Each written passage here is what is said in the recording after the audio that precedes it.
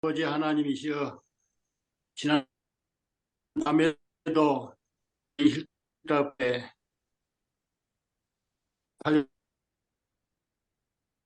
쉬게 하여 주시옵시고, 아멘. 오늘 새벽 미면에 주님 앞에 나와서 찬송드리며 경배하게 하여 주시니 은혜를 감사드리옵나이다. 아멘. 아버지 하나님이시여, 우리가 이 세상을 살 때 이 세상이 얼마나 허망하고 허탄하다는 것을 알고 아멘. 우리를 위해서 예비하신 하늘나라를 늘 사모하면서 아멘. 살도록 저희들을 축복하시고 인도해 주셔서 감사드립니다. 아멘. 오늘 아침도 저희들이 주의 말씀과 주의 보혈과 성령의 감화 감동하심으로 저희 더러워진 마음을 깨끗이 씻음을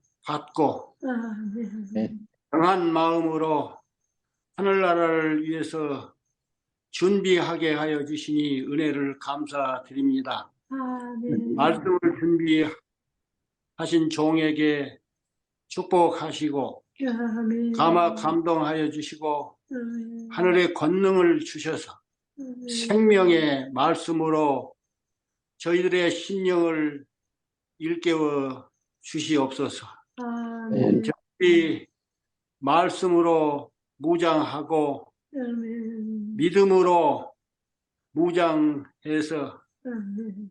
담대하고 아멘. 견고한 심령으로 이 천국 복음을 주위에 있는 친구들과 가족들과 사람들에게 증거하는 증인으로서의 사명을 다하는 저희 모두들이 되도록 축복하여 주시옵소서. 아멘. 이 하늘에서 쫓겨난 불경객이 지배하는 이 세상에 여기저기 감춰둔 올무에 걸려 넘어지지 않도록 저희들이 항상 깨어서 말씀을 준비하게 해주시니 은혜를 감사하며 아멘. 오늘 아침도 그 주신 말씀을 저희 심령에 받아들여서 저희 심령이 새롭고 저희 몸이 새롭고 아멘. 또 저희 삶이 새로운 생활을 할 수 있도록 도와주시고 아멘. 그로 말미암아서 저희들이 날마다의 삶이 증인의 사명을 다하는 증인으로서의 삶이 될 수 있는 자신감과 사명감으로 살아가는 우리 모두들이 될 수 있도록 오늘 아침에도 주신 말씀으로 무장하게 축복해 주시옵시기를 바라옵고 우리를 구원해 주신 예수님의 성호 의지하여 간절히 기도드리옵나이다. 아멘. 감사합니다. 네, 감사합니다. 오늘은 계시록 21장 7절, 8절에 있는 말씀으로 은혜를 나누도록 하겠습니다. 먼저 7절, 8절을 읽겠습니다. 이기는 자는 이것들을 상속으로 받으리라. 나는 그의 하나님이 되고 그는 내 아들이 되리라.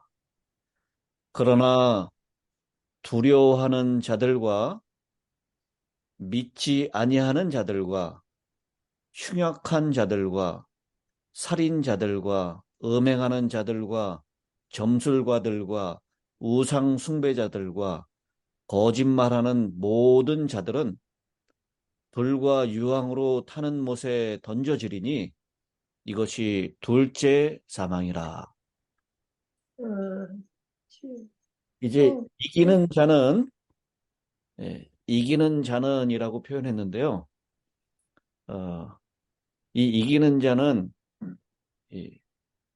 현재 분사를 사용하고 있습니다. 이것은 우리의 영적인 삶의 현장에서 한 번만 이기는 것이 아니라 계속하여 승리하는 것을 의미합니다. 예, 그래서 예, 이 동사를 현재 분사, 이기는 자라고 할 때 이기는이라고 하는 것을 현재 분사로 사용하는 것은 한 번만 이기는 것이 아니라 계속 이기고 승리하는 것을 의미하는 것입니다. 아멘. 아멘. 그리고 아멘. 이기는 자라고 단수가 된 것은요, 이 승리가 개인적으로 이루어지는 것을 나타내는 것입니다. 아, 그러니까 이 단체적으로 이루어지는 승리가 아니고요. 우리가 개인적인 삶에서 성령 하나님의 도우심을 따라서 매일매일 삶의 현장에서 계속해서 승리하는 자, 그것을 의미하는 것입니다. 아멘. 그런데 이 이기는 자라를 이 정관사가 나오는데요. 우리 헬라어 단어로는 정관사를 붙여놓고 있는데 그 이기는 자는 계시록에 어디에 한번 등장했던 것이죠? 예, 생명의 눈. 아시는 대로 정관사는 이미 익히 알고 있는 것들, 이전에 한번 언급된 것을 의미한다라고 말씀을 드렸죠? 그래서 여러분 이기는 자라는 표현이 계시록 어디에 나옵니까? 2장 7절. 2장 3장에 꼭 나오죠. 2장 3절. 7교회에 보내는 편지, 거기에 보면 계속해서 이기는 자 해가지고 7번이 나옵니다. 바로 그 이기는 자를 얘기하는 것입니다. 2장 3장. 계시록 2장 3장에 보면 이기는 자에 대하여 7가지의 약속이 주어져 있는데요. 이기는 자는 무슨 나무에 접근한다고요? 생명나무에 접근한다. 2장 7절. 그리고 둘째 사망에서 벗어난다. 2장 11절. 그리고 새벽벌을 받을 것이다. 만국을 다스리는 권세와 새벽별을 받을 것이다. 그리고 흰옷을 입고 예수님과 동행할 것이다. 아멘. 성전 기둥이 될 것이며 하나님의 이름을 가지게 될 것이다. 그리고 그의 이름이 생명책에서 흐려지지 아니하고 아버지와 천사들 앞에서 인정을 받을 것이다. 그리고 그의 보좌에 예수님과 함께 앉을 것이다. 아멘. 이기는 자에게 주어진 약속들이에요. 바로 이 이기는 자는 이런 약속들을 받을 뿐만 아니라 여기 21장에 설명하고 있는 새 하늘과 새 땅, 새 예루살렘, 만물이 새롭게 된 그 모든 것을 다 상속받는다라고 하는 것입니다. 아멘. 근데 이 상속받는데요, 그 모든 것들보다, 우리에게 주어지는 모든 것들보다 가장 큰 약속은 무엇입니까? 나는 그의 하나님이 되고 그는 내 아들이 되리라. 이기는 자들에게 가장 인간관계에서 친근한 관계인 부자 관계의 약속이 주어져 있다라는 것입니다. 여기서 내라고 하는 이 표현은 전부 다 예수 그리스도를 가리킵니다. 그리스도는 자신을 하나님이라고 칭하며 이기는 자들의 아버지 하나님이 되고 이기는 자는 그분의 아들이 될 것이다 라고 약속을 하고 있는 것입니다. 이는 이 성경에 이것과 흡사한 약속이 3번 등장하는데요. 먼저는 아브라함에게 주셨던 약속입니다. 창세기 17장 7절에 있는 약속이죠. 내가 내 언약을 나와 너 및 네 대대 후손 사이에 세워서 영원한 언약을 삼고 너와 네 후손의 하나님이 되리라. 이게 아버지가 된다라고 하는 것이죠. 그리고 두 번째는 이 다윗의 왕국을 이어받을 아들에게 하신 약속입니다. 사무엘하 7장 14절에 나는 그에게 아버지가 되고 그는 내게 아들이 되리니 그가 만일 죄를 범하면 내가 사람의 매와 인생의 채찍으로 징계하려니와 라고 했습니다. 그래서 아브라함에게 주셨던 약속, 또 다윗에게 주셨던 약속, 거기에서 하나님이 우리의 아버지가 되신다라고 하는 것, 우리는 하나님의 아들이 된다라고 하는 그 약속을 주고 계시는 것입니다. 그리고 시편에 그 약속이 또 한 번 등장하는데요. 시편 89편 27절입니다. 내가 또 그를 장자로 삼고 세상 왕들에게 지존자가 되게 하며라고 했습니다.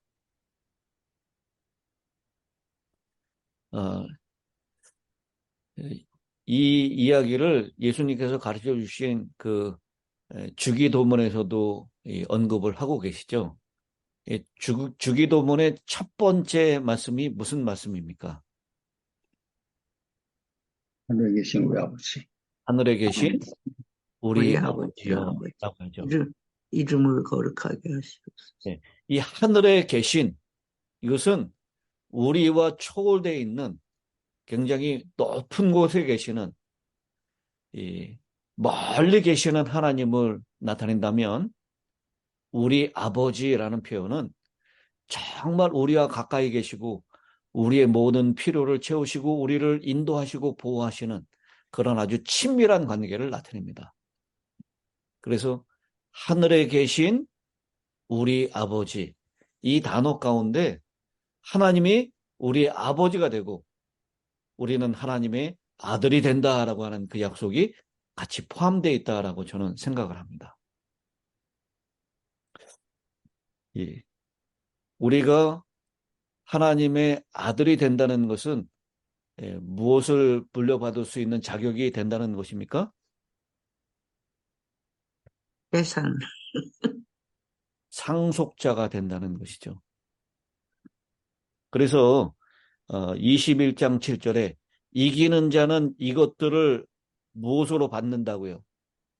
상속. 이기는 자는 이것들을 상속으로 받으리라. 그게 바로 아들이 되는 의미입니다. 아들은 상속을 자동으로 받게 되는 거예요. 그것을 뭐 이렇게 애를 쓰고 힘을 써서 받는 것이 아니라요. 아들됨의 자격으로 당연히 받는 것입니다. 이것들을 상속으로 받는다. 계시록 2장 3장 나오는 그 이기는 자에게 주어진 여러 상급들, 그리고 21장에 표현되고 있는 만물이 새롭게 된 그 모든 것들을 받는다라고 말씀을 하고 있는 것입니다. 여러분, 그 상속받는 자리에 우리 모두가 다 해당된다는 것, 상속자가 된다는 것, 와, 이거 얼마나 놀라운 특권입니까? 와, 여러분, 이 삼성의 뭐 이건희 회장의 아들이 받는 그 막대한 재산, 이거 전혀 부럽지 않습니다. 왕의 아들로 태어나가지고 이 땅의 왕으로서 이 왕의 아들, 왕자로서 물려받는 이 땅의 나라하고 정말 비교가 안 되는 그 모든 것들을 상속받게 될 것입니다. 근데 여러분, 새하늘, 새 예루살렘이라는 표현이 성경에 몇 번 나올까요? 제가 성경에서 예루살렘이라는 것을 찾아보니까 800 몇 번이 나왔어요. 구약과 신약에 다. 근데 새 예루살렘이라는 표현은 몇 번 나올 것 같습니까? 우리 이 계시록 21장에도 새 예루살렘이라는 표현이 나옵니까?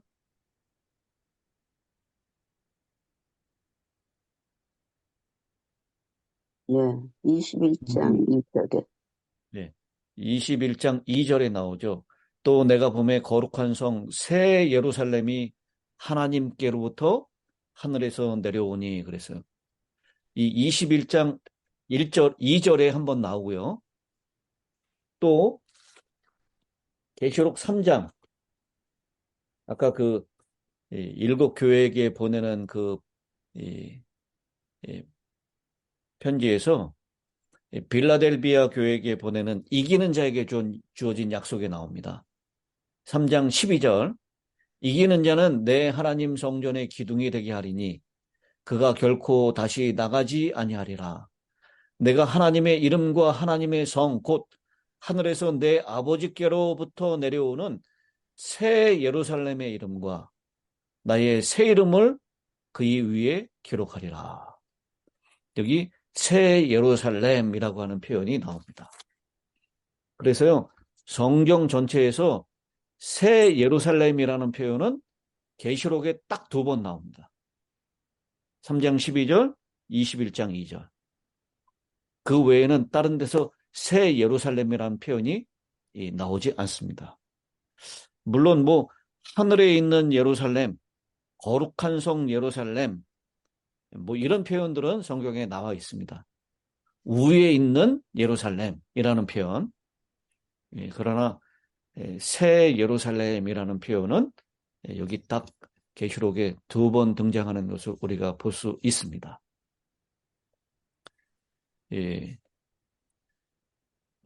이 새로움에 대한 이야기를 강조하면서 요한은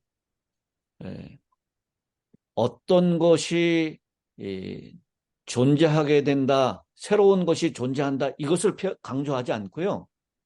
오히려 더 이상 어떤 것이 없다라고 하는 것, 그것을 통해서 새로움을 강조하고 있죠. 그것을 한번 정리해 보겠습니다. 먼저 21장 1절에 보니까 뭐가 없다는 것으로 새로운 것을 강조하고 있습니까? 처음 하늘과 처음 땅. 땅이 없었다. 예, 처음 하늘과 처음 땅이 없어졌고 바다도 다시 있지 않더라. 이것을 통해서 없어진 것을 통해서 새로움을 강조하고 있습니다. 그 다음에 4절입니다. 다시는 사망이 없고 애통하는 것이나 곡하는 것이나 아픈 것이 다시 있지 않다. 이것을 통해서 새로움을 강조하고 있습니다. 그리고 21장 22절 성 안에서 내가 성전을 보지 못하였으니 이 성전을 보지 못하는 것으로 새로움을 강조하고 있고요. 21장 22절 그 전능하신 하나님이 성전이 되시기 때문에 22장 5절에 보면 다시 밤이 없겠고 또 뭐라고 그리고 햇빛이 햇빛이 등불과 햇빛이 쓸데없을 것이다 라고 하는 것으로 새로움을 강조하고 있고요. 그 다음에 21장 27절 거기는 뭐가 없다고 그랬습니까? 복된 것이 거짓말. 것이나 가증한 일, 또 거짓말은 결코 들어가지 못한다. 그래서 더 이상 거기는 죄가 없을 것이다 라고 말씀을 하고 있습니다. 그리고 22장 3절에 보면 뭐가 없다고요? 저주가 없으며 저주가 없다라고 얘기를 하고 있습니다. 이렇게 새 하늘과 새 땅을 설명하면서 요한은 이 땅에 있는 것들이 없어지는 것을 통해서 새 하늘과 새 땅을 강조하고 있는 것입니다. 근데 이 처음 하늘과 처음 땅을 만들 때 하고 새 하늘과 새 땅을 만들 때하고 결정적인 차이가 있다면 저는 이것이라고 생각합니다. 새 하늘과 새 땅에서는 하나님께서 사람을 위해서 무엇을 만드셨습니까?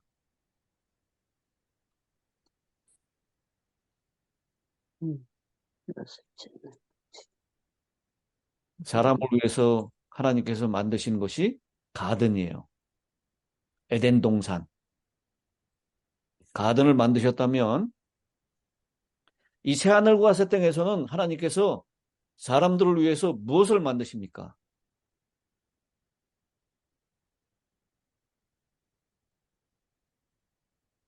새 예루살렘. 예루살렘 도성을 만드세요. 그게 가장 큰 차이점이라고 생각됩니다. 뭐 생명나무가 있고 생명샘이 있고 뭐 12가지 과실이 열리는 그것이 다 있고 이런 것들은 다 처음 하늘과 처음 땅에서 있었던 거예요. 근데 거기는 건물이 없었고 그냥 가든만 있었습니다. 근데 이 요한이 언급하고 있는 새 하늘과 새 땅에서는 도성이 있다라는 것입니다. 새 예루살렘 도성. 우리가 이제 내일부터 자세하게 이 새 예루살렘에 대하여 쭉 살펴보게 될 것입니다. 근데 왜 하나님께서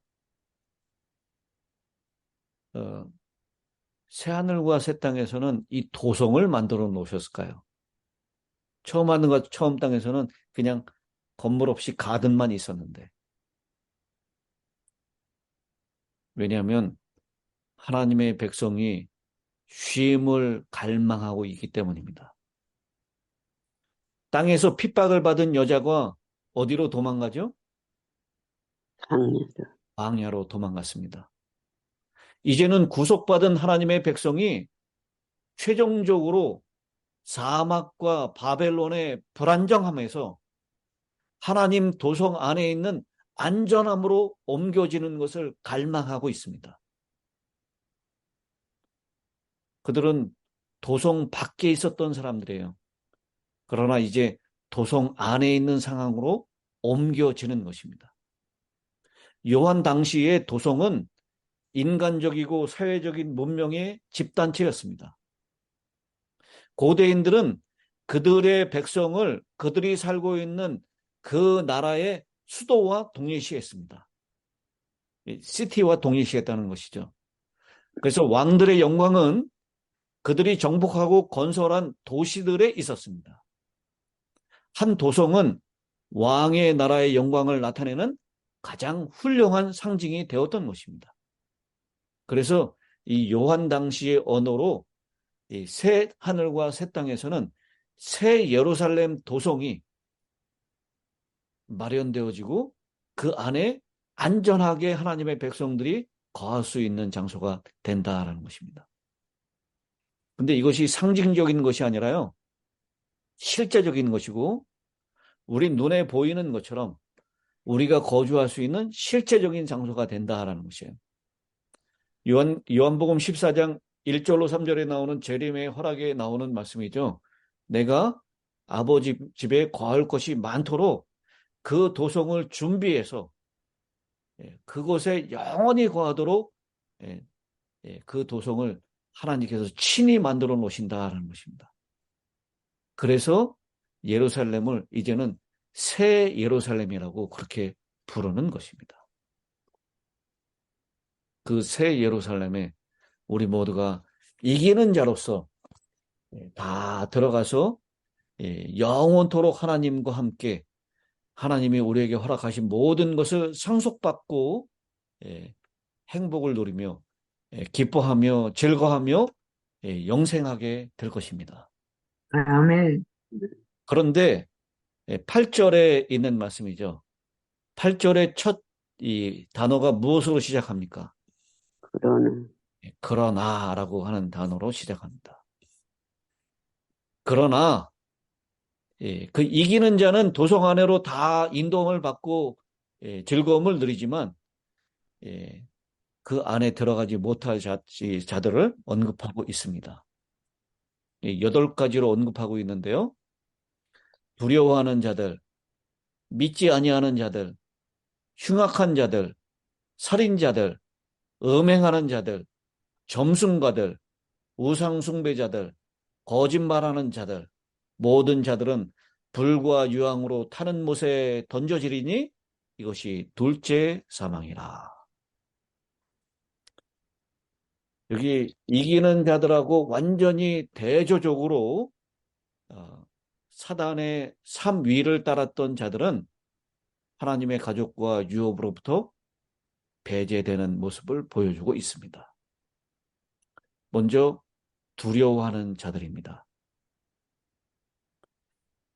이 두려워하는 자들은 이 성도들의 인내가 여기 있나니라고 했던 그거하고 아주 대조되는 그런 사람들입니다.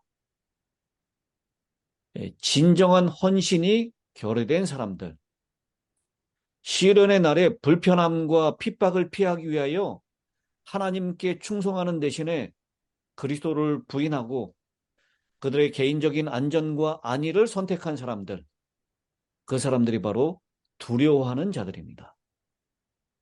하나님께 대한 충성과 순종을 포기하고 사단에게 복종하여 그들을 섬김으로 사단의 삼위편에 선 사람들, 그 사람들이 바로 두려워하는 자들입니다. 무엇은 두려움을 내어쫓는다고 했습니까? 사랑은 두려움을 내어쫓는다라고 했어요. 하나님의 사랑이 우리 안에 충만하게 있을 때요, 우리는 죽음도 핍박도 순교의 자리에 나가는 것도 두려움 없이 맞이할 수 있게 될 것입니다. 두 번째는 믿지 아니하는 자들입니다. 계시록 14장 12절에 언급하고 있는 그 구원받는 자들의 모습하고 완전히 정반대의 모습입니다. 성도들의 인내가 여기 있나니 그들은 하나님의 계명과 예수에 대한 믿음을 지키는 자니라. 그 믿음에서 떠난 사람들, 그 사람들을 얘기하고 있고요. 그 다음에 나오는 살인자, 그럼 몇 번째 계명이죠? 여섯 번째 계명. 행음하는 자, 이건 몇 번째 계명입니까? 7번. 일곱 번째 계명. 그 다음에 우상숭배자들 몇 번째 계명이에요? 둘째. 두 번째 계명. 거짓말하는 자들 몇 번째 계명? 9번째. 이렇게 살인자, 행음자, 우상숭배자, 거짓말하는 자는 계명을 어긴 자들입니다. 이 모든 자들은 하나님의 계명을 지키며라고 했던 그 이기는 자들의 특성하고는 완전히 대조를 이루고 있습니다.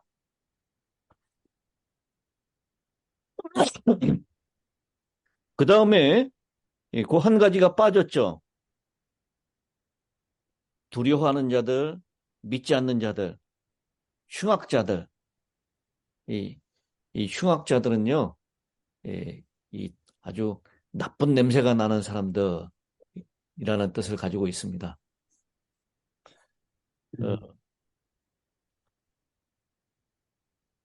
그리고 계명을 지키지 않는 자들 4명이 언급된 다음에 하나가 빠졌는데 그건 바로 술객들입니다.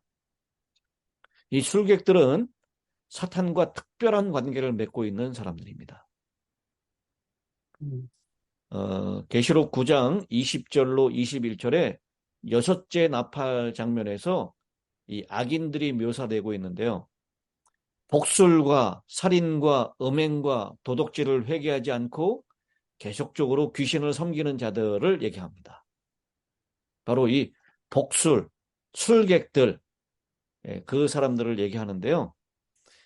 그 사람들은 오늘날로 얘기하면 강신술에 빠져 있는 사람들, 특별히 이 마술, 요술 이런 것에 심취해서 약물을 사용해서 그 정신이 흐려진 사람들, 그 사람들을 의미합니다. 특별히 강신술에 연관되어 있는 사람들, 그런 사람들을 얘기하는데요. 강신술을 얘기하는 사람들이 하는 그 주된 거짓말은 무엇입니까? 사람은 영원히 죽지 않는다는 것이죠. 영원 불멸. 근데 여기 그 모든 사람들이 불과 유황으로 타는 못에 던져지리니 이것이 둘째 사망이라. 부활이 없는 완전한 소멸. 영원 불멸이 아니. 악인들도 지옥에서 영원히 불멸한다. 그게 아니고요. 완전한 소멸을 얘기하는 둘째 사망에 들어가게 될 것이다. 첫째 부활에 참여하는 자들이 이기는 자라면 바로 악인들은 둘째 사망에, 부활이 없는 그 사망에 완전히 소멸하게 될 것이다 라고 말씀을 하고 있습니다. 아멘. 오늘 이기는 자에 포함돼서 하나님의 모든 유업을 상속받는 자로 설 것인지, 아니면 여기 둘째 사망, 불과 유황의 불못에 던져지는 그 8가지 부류의 사람에 속할 것인지, 그것은 오늘 지금 우리가 하는 선택에 달려 있습니다. 아멘. 오늘 이 작은 일에 하나님의 계명과 예수 믿음을 가진 자로 그렇게 끝까지 인내하는 성도들의 인내, 최후의 핍박이 아무리 거세고 무섭다 할지라도 하나님의 사랑 때문에 두려움을 떨쳐버리고 믿음을 끝까지 지키는, 그래서 이기는 자의 대열에 굳게 서 있는 저와 우리 모든 성도님들, 그리고 모든 가족들이 되시기를 간절히 바라면서 오늘 말씀을 마치겠습니다. 네. 아멘. 기도를 이경상 집사님께서 해주시겠습니다. 다 같이 기도드리겠습니다. 하늘에 계시는 저질의 사랑의 하나님, 이 시간 놀란 주의 임재와 역사를 체험하고 하나님의 그 크고 놀라운 사랑을 다시 기억하게 하시니 감사합니다. 아멘. 이제 또 밝은 아침을 맞이하여 주시고 주님을 찬양하고 부를 수 있는 은혜를 허락하시니 참 감사합니다. 오늘도 하나님을 향한 믿음을 지켜가고 있는 저희 교회 EM들 위해서 기도합니다. 예배와 기도와 말씀으로 부흥되게 하시고 앞으로 교회를 이끌어 나갈 젊은 청년들이 점점 교회를 멀리하고 있습니다. 세상의 즐거움에 점점 빠져들어서 교회에 오기가 힘들어지는 시대에 살고 있는 젊은 청년들을 위해서 기도합니다. 세상의 잘못된 문화와 유행에 물들지 않게 하시고 모든 예배 중심으로 모이기에 힘쓰는 청년들이 되어 예배가 회복되고 주님의 기뻐하시는 뜻을 이루는 복된 자리에 모든 청년이 동참하게 하여 주시옵고 심령이 다시 한번 회복되고 사랑 안에서 하나 되게 하여 주시옵소서. 아멘. 죄가 없는 깨끗하고 어려우신 예수님께서 십자가의 고통 당하셔서 우리들을 향한 사랑을 증명하셨습니다. 그 사랑으로 이 세대의 연약한 청년들의 삶을 긍휼히 여겨주시고 억울한 일이 많고 실패도 많으며 또는 관계의 문제로 자존심이 떨어져서 낙심할 때도 많습니다. 주께서는 홀로 고난을 감당하셨기에 오직 주님만이 청년의 아픔을 위로해 주실 것으로 믿고 있습니다. 주님께서 보여주신 사랑으로 오늘도 나아가게 하시고 호기심 많고 이것저것 하고 싶은 것이 많은 청년들의 삶이지만 더욱 믿음으로 굳건해져서 누군가에게는 온유함으로 또 누군가에게는 자비로 주님의 향기를 전하는 세대가 되게 하여 주시옵소서. 아멘. 저희들의 기도에 귀를 기울여 주시고 이제 주께서 허락하시는 하루를 살아가려고 합니다.